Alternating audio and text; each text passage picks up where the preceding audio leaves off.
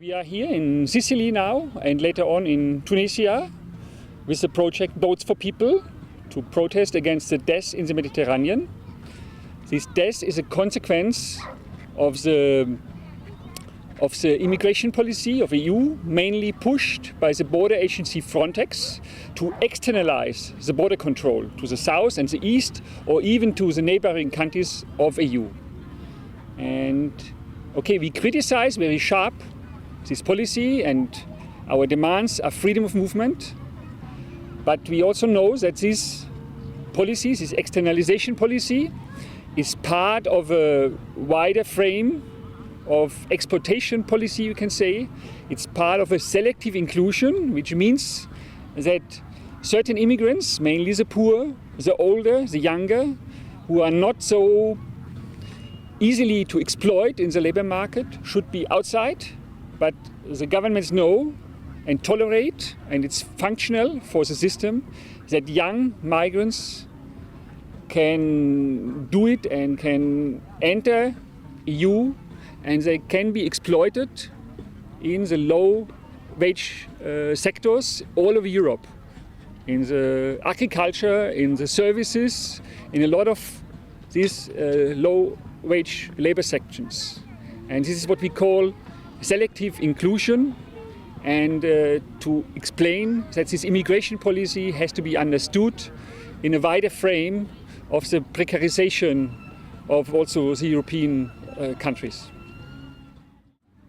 Stop Frontex, freedom of movement.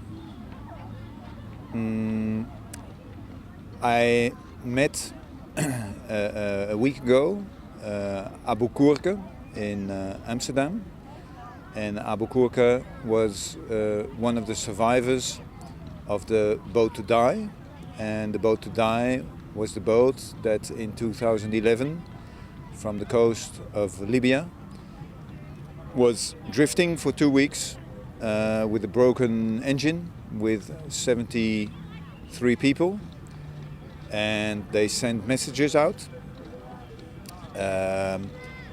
distress calls, and the whole area was with lots of boats from NATO and Frontex.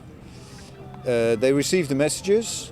The people in the migrant boat came across two boats, one French Navy boat, and they talked to each other, and they even received some water. And the Navy people said, "We'll come back." And they left, and they didn't come back. And after 2 weeks, the boat was washed away to the shore of Libya, back to Libya, and 62 people died from the 73. So Abu was one of the survivors, and I met him. He made a complaint against the French army under the name of Boats for People, and he supports our action here. So next step is to go to Tunisia, and we hope we can make a strong statement against the border control, and in solidarity with the migrants and with the people that support the migrants, and also against the EU agency for border control, Frontex, which is active here in the street of Sicily. And we also come to support the migrant movements in North Africa, and also coming to Europe. And this is our aim for this action, and I hope we will succeed. Je suis ici en Europe comme réfugié, et j'ai suivi aussi la route migratoire. Comme vous savez, aujourd'hui toutes les barrières sont fermées, Et il est difficile même d'accéder dans un pays où on peut demander l'asile. Alors on est obligé d'emprunter des routes toujours très difficiles et aussi où on court trop de risques dans ces routes-là. Alors j'ai été une fois au Maroc et de là je me suis engagé dans la lutte pour la défense des droits et libertés des réfugiés et demandeurs d'asile et de migrants subsahariens vivant au Maroc. Et j'avais créé une organisation qui s'appelait ARCOM, qui signifie Association des réfugiés et demandeurs d'asile congolais au Maroc. Et à travers cette association, nous avons mené des luttes contre les politiques européennes. Alors, ce sont des politiques qui consistent à bloquer les gens pour que les gens ne puissent pas accéder sur les territoires européens. Alors, il y a des murs qui sont construits, il y a des barrières, il y a donc tout un arsenal de mesures qui sont prises pour que les gens ne puissent pas accéder sur les territoires. Alors nous nous sommes dit mais nous ne pouvons pas croiser les bras. Il y a des refoulements, l'Europe signe des accords de réadmission, des accords de gestion des frontières avec les pays africains. Et nous nous disons on ne peut pas croiser les bras, nous devons lutter. Pourquoi? Parce que la migration, c'est d'abord un droit fondamental qui est aussi reconnu dans la Déclaration universelle des droits de l'homme. À l'article 13, il est dit que toute personne a le droit de quitter et de revenir dans son pays. Donc, je peux quitter mon pays, aller dans un autre pays, m'y établir et je peux aussi retourner dans mon pays quand je veux. Alors, on ne peut pas empêcher quelqu'un d'émigrer. Donc nous disons non contre toutes les politiques que l'Europe est en train de mener contre la migration. Nous sommes contre toutes ces politiques-là. C'est ainsi que nous avons mené des luttes et au travers de cette lutte, je me retrouve encore ici en Europe. Je me suis dit, je ne peux pas croiser les bras puisque je suis arrivé en Europe. Non, au contraire, je dois encore m'investir davantage dans la lutte parce que le même problème que nous avons rencontré dans le pays comme le Maroc, l'Algérie, nous trouvons encore le même problème ici en Europe, c'est-à-dire qu'il n'y a pas le respect des droits et libertés des réfugiés et des migrants.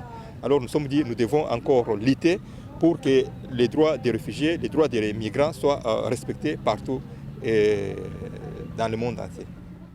We are doing these actions here with Boats for People because we want to protest against these policies of the European Union, against the death on the sea, which are mainly have as a cause this policy of closing the borders, of externalization of refugee policy and of inhuman treatment of migrants and not giving them the freedom of movement which should be a right all over this world. And we are just commemorating all these deaths on the sea tonight, and we think this is very important because all these are human beings. Some have names, of some the names are not even known, and many people don't think about this if they hear numbers like 1,500 people drowned in the sea, in the Mediterranean Sea, only in 2011. This is the highest number ever in the past years, and it has to do with these European policies, with Frontex, with refusing help, with refusing assistance to people who migrate and who flee from their countries and who see no other way than using these boats. I've just been here hearing all these names of people who died, and I feel very much ashamed that I'm a European citizen and that the European policy is so strict and is causing all these deaths of people who try to come to Europe. And for me, I would like to live in a world where everyone can freely move and everyone is free to go where he or she wants to go and to stay where he or she wants to stay. And I think in a world like that, there would be a lot less suffering and a lot less dying in migration. Talking about European migration policy, For me, already it's the question: why are there so many people trying to get into Europe, especially from the global south, like talking about Africa? And yeah, for sure, it's because the economic situation in these countries is kind of bad and poor. Poverty is pretty big, and the future they're trying to get here, trying to get a better future here.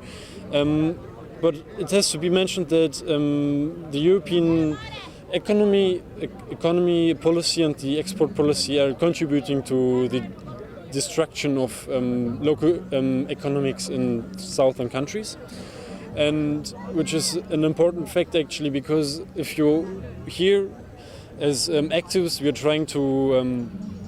trying to put some attention on this topic, migration, but we're rarely actually talking about the reasons why people are trying to come to Europe. And now at least being here at these borders in Sicily, for example, these injustice is getting clearer and clearer. And in my opinion, Europe